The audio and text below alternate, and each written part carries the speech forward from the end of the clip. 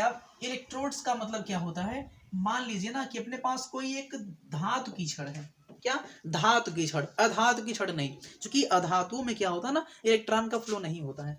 तो धातु की छड़ है और यहाँ पर अपने पास है कोई विलयन, ध्यान दीजिएगा, धातु की छड़ है और प्लस यहाँ पर क्या है विलयन। एक छोटी सी बात है, बढ़िया से सीखेंगे। और अगर ये धातु की छड़ मान लीजिए कि जिंक का हो गया, किसी का भी रख सकते हैं आप, जिंक का मान लीजिए हो गया, तो ये जिंक का छड़ है और यहाँ पर रखा गया है जिंक सल्फेट, जिंक सल्फेट। अब बड़ा रोचक चीज है, देखिए जिंक का छड़ था, हमने जिंक सल्फेट ही रखा है, जिंक का छड़ है और यहाँ पर हमने जिंक सल्फेट रखा है। ये बड़ा खास चीज है, CuSO4 नहीं रखें, HNO3 नहीं रखें। जब किसी धातु की छड़ को उसी धातु के लवण के विलयन में डुबो देते हैं ना, तो जो सिस्टम बनेगा उस निकाय को, उस सिस्टम का नाम इलेक्ट्रोड होता है। इतनी छोटी सी बात है। जिंक का धातु है, जिंक सल्फेट में हमने उसको डुबो दिया, बस। जो धातु रहेगा उसी धातु का हमको विलयन भी चाहिए। तो जब किसी धातु की छड़ को उसी धातु के लवण के विलयन में डुबो देते हैं तो जो निकाय बनता है उसको इलेक्ट्रोड कहते हैं। हो गया। एक और देख लीजिए, अगर मैं ये बात करूं कि ये कॉपर की छड़ हो जाए और यहाँ पर कॉपर सल्फेट करा जाए, देखिए अगर आपने कॉपर लिया है तो ध्यान रखना कि यहाँ पर जो सोल्यूशन होगा वो कॉपर से संबंधित होगा। हमने कॉपर सल्फेट ही ले लिया।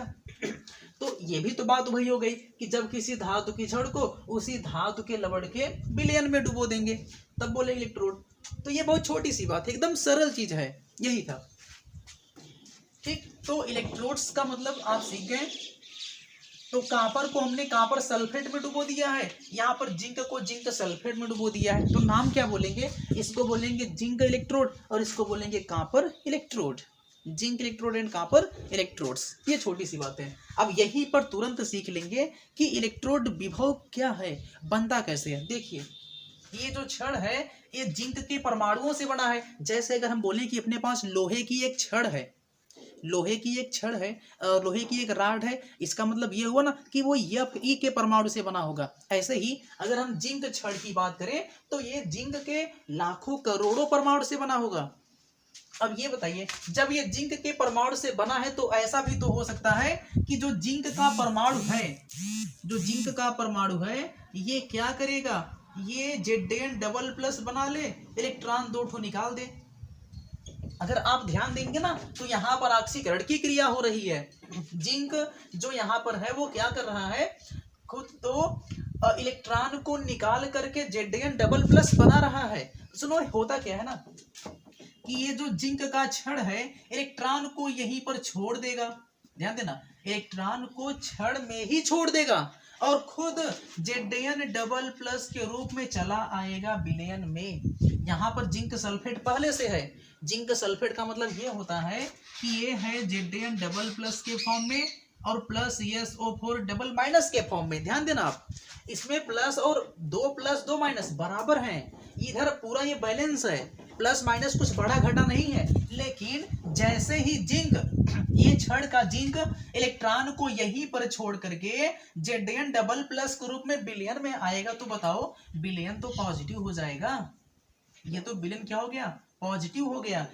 जो छड़ है ना, ये जो राड है वो तो निगेटिव है। निगेटिव कैसे हुआ, जिंक ने इलेक्ट्रॉन को छोड़ा था। और ये जो विलयन है ये पॉजिटिव कैसे हो गया, क्योंकि इलेक्ट्रॉन उन्होंने प्लस को लेकर के आया था। ठीक, तो मालूम चला हमको कि जो पूरा विलयन है, ये जो पूरा विलयन है ये पॉजिटिव हो गया और ये छड़ जो है वो नेगेटिव हो गया। तो इससे फायदा क्या होगा, देखिए फायदा ये होता है ना कि अगर हम लोग जितना ये छड़ विलयन में डूबा है अगर उसकी बात करें तो ये एक सतह आपको मिलेगा। ये सतह ध्यान दीजिए आप, ये सतह ऐसा सतह है जिसके अंदर माइनस चार्ज है और बाहर प्लस चार्ज है। आप देखिए ध्यान से, अंदर माइनस चार्ज है और बाहर प्लस चार्ज है। तो ऐसा सतह जिसके दोनों साइड भिन्न भिन्न आवेश रहता है, उस सतह का नाम क्या देंगे, आवेशित सतह। देखिए तो इसका नाम हो जाएगा आवेशित सतह। बहुत ही खास चीज है आवेशित सतह, और इसको बोलते हैं चार्ज सरफेस। Charge surface. ये देखिए अपने पास क्या मिल गया अभी, चार्ज सरफेस मिल गया। अब इससे क्या होगा, अब देखिए आवेशित सतह पर ध्यान देंगे आप, आवेशित सतह पर जब आयनों का डिफरेंस हो जाएगा ना, मैं क्या बोला, आवेशित सतह पर जब आयनों का डिफरेंस हो जाएगा तो उसके कारण एक विभव बनता है। आवेशित सतह पर आयनों के डिफरेंस प्लस माइनस जो आवेश होते हैं इनके अंतर के कारण यहाँ पर एक विभव बनेगा। देखिए यहाँ पर क्या बनेगा, विभव। और इस विभव, ये विभव जो बनेगा इसी का नाम होता है इलेक्ट्रोड विभव। इसी का नाम होता है इलेक्ट्रोड विभव। बहुत ही छोटी सी बात है, इसको बोलेंगे आप इलेक्ट्रोड पोटेंशियल। इलेक्ट्रोड पोटेंशियल देखिए हो गया, आवेशित सतह पर आयनों के अंतर के कारण, आयनों के अंतर के कारण जो विभव बनेगा उसको इलेक्ट्रोड विभव कहते हैं। इलेक्ट्रोड पोटेंशियल फॉर्म हो गया। अच्छा ये बताइए, ये आवेशित सतह पर आयन का डिफरेंस कैसे आया, ऑक्सीकरण के द्वारा, है कि नहीं। तो यहाँ पर जो क्रिया हो रही है उसको तो बोलेंगे ऑक्सीकरण। जब ऑक्सीकरण के द्वारा विभव बन रहा है तो विभव का नाम क्या पड़ जाएगा, ऑक्सीकरण विभव। तो इस विभव का नाम बन जाएगा ऑक्सीकरण विभव। तो इसको बोलेंगे आप ऑक्सीडेशन पोटेंशियल, इसका नाम हो जाएगा ऑक्सीडेशन पोटेंशियल। ये देखिए कहानी था, ठीक है। तो एक विभव ऐसे मिल जाएगा। अगर यहां पर बात करें, आप इसको देख लीजिए, बहुत ही आसान चीज है। तो कुल मिलाकर के यहाँ पर सतह मिला और हमको क्या मिल गया, ऑक्सीकरण विभव। ऑक्सीकरण के द्वारा मिला है, Zn से Zn डबल प्लस पर गए थे तब जाकर के ये कहानी हमको आई थी। अब फिर यहाँ पर कैसे होगा, यहाँ पर देखिए क्या होगा कि इसमें ये तो कांपर का छड़ है और यहाँ पर है अपना कांपर सल्फेट। यदि आप इसको तोड़ेंगे तो ये Cu डबल प्लस देगा एंड SO4 डबल माइनस। एकदम ध्यान दीजिएगा, होता क्या है ना, ये कांपर और यहाँ पर ये कांपर का परमाणु है। ध्यान दीजिए क्या होगा, ये जो कांपर डबल प्लस है विलयन में, सल्फेट की छोड़ दीजिए सल्फेट को, जो डबल प्लस विलयन में है ना, ये क्या करेगा, ये इस छड़ से, भाई कांपर परमाणु है तो उसके पास इलेक्ट्रॉन तो होगा ही होगा, तो इस छड़ से इलेक्ट्रॉन को खींच लेगा। ध्यान दीजिए, इलेक्ट्रॉन को खींचेगा। ये विलयन, विलयन का जो डबल प्लस कांपर है वो क्या करेगा, इस छड़ से इलेक्ट्रॉन को खींचेगा। अच्छा इसके पास है क्या, है, क्योंकि वो धातु है ना, धातु के पास इलेक्ट्रॉन होता है। जब इलेक्ट्रॉन यहां से कांपर से इसको, ये वाला कांपर खींचेगा तो ये बन जाएगा Cu।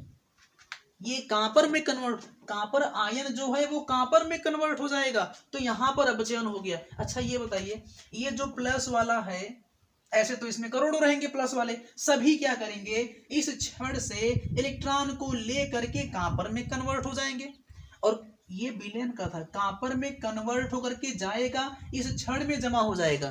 ध्यान दीजिएगा, यहां पर जिंक इलेक्ट्रॉन को छोड़ करके डबल प्लस ग्रुप में विलयन में आता है, टूट करके परमाणु, मतलब ये जो राड है ना ये पतला हो जाएगा। इसका लॉजिक उल्टा है, ये कांपर यहां से इकट्ठा करेगा, इलेक्ट्रॉन को यहीं से लेकर के खुद परमाणु बनाएगा और परमाणु छड़ के पास जाएगा, जमा हो जाएगा, मतलब कि ये राड ना ये मोटा हो जाएगा। फिर देखिए फिर क्या हुआ, इन्होंने 2 इलेक्ट्रॉन लिया यहां से, इलेक्ट्रॉन जब यहां से लेंगे तो ये पॉजिटिव हो जाएगा। इलेक्ट्रॉन जब आप ले लेंगे तो छड़ तो पॉजिटिव हो गया।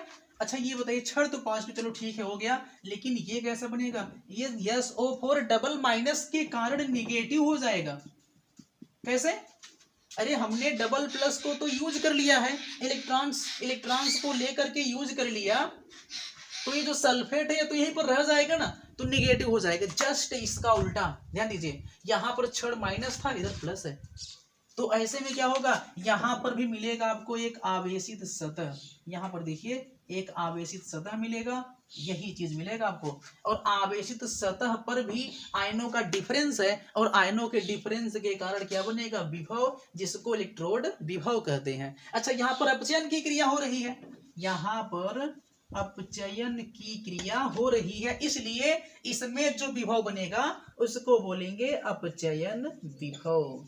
तो कुल मिला करके जो पोटेंशियल होता है वो दो प्रकार से निकलता है, तो इसको बोलेंगे आप रिडक्शन पोटेंशियल, इसको बोलेंगे रिडक्शन पोटेंशियल। और ये बहुत ही खास चीज है, अगर आपको नहीं आ रहा तो बहुत खास चीज है, इसको सीखिए। ऑक्सीडेशन पोटेंशियल यहाँ बना था और यहाँ बनेगा रिडक्शन पोटेंशियल, तो इतना हार्ड नहीं है। अगर आपको हल्का फुल्का भी ऐसा लग रहा है कि ये हार्ड है तो आप क्या करेंगे, इसको फिर से रिवाइज कर लेंगे, है तो वीडियो, आप इसको फिर से रिवाइज कर लीजिए, ये कहानी खत्म।